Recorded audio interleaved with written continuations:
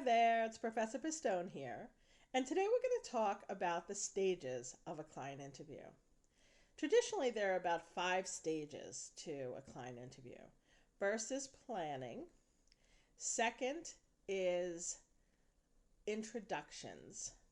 The third is really the heart of the interview, and that's the fact gathering stage.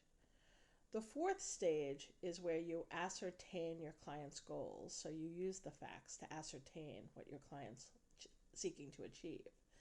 And then the fifth stage is the conclusion and next steps. So let's get into it. Let's start talking about the planning stage of the interview. Planning is so important. And so what you want to do during that stage is think about what are your goals for this interview.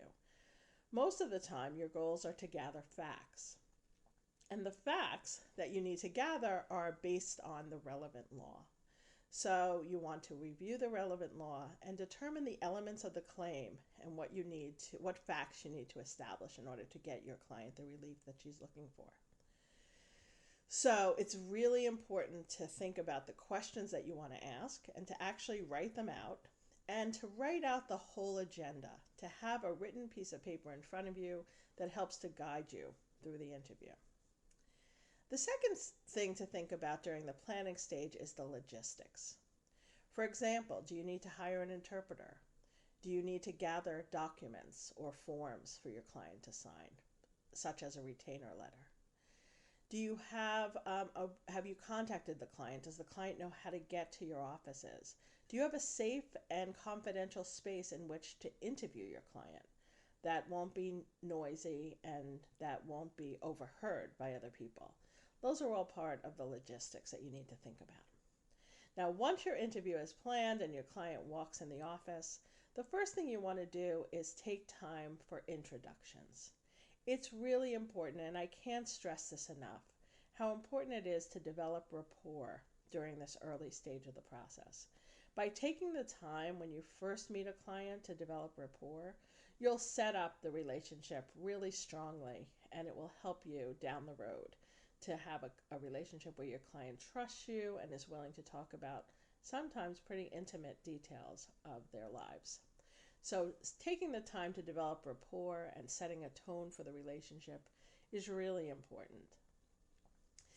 After you've introduced yourself to the client, you want to move into the next stage of the process, which is the fact gathering stage.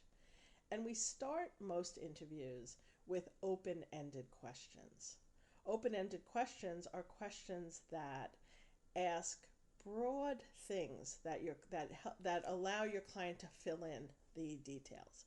So you might ask a question like, what brings you here today? Or what type of relief are you seeking?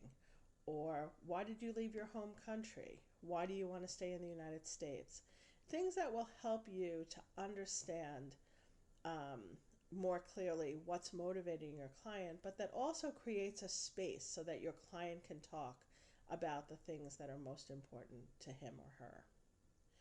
And you'll see that we have this funnel because most interviewing takes place using a funnel effect. So we start with these broad open-ended questions, and then as you move through the interview, you might want to go back and ask more details to refine the answers or to narrow down and be more precise about your understanding.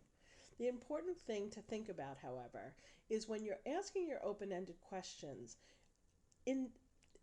without a doubt you're going to have questions that you want to follow up on. What you should plan to do and get into the habit of doing is to write those questions down so that you don't interrupt the flow of your client. You allow the client to speak very broadly in an open-ended way about what happened to her or answer in whatever way answers your question, and then keep the notes on the side so you can go back later on to narrow down and follow up with questions. And then at the end of the fact gathering stage, you want to spend some time reviewing the facts and your understanding of the facts with the client.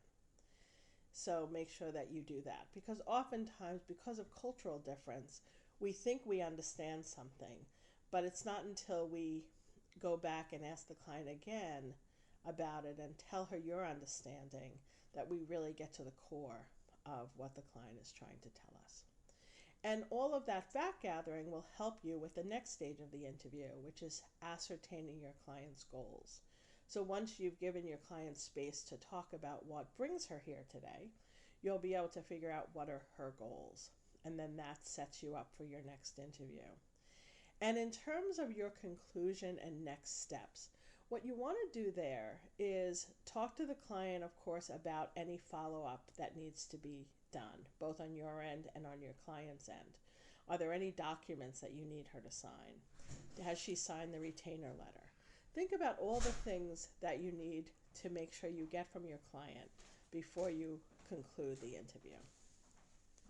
Okay, so that's a client interview, and see you next time. Bye.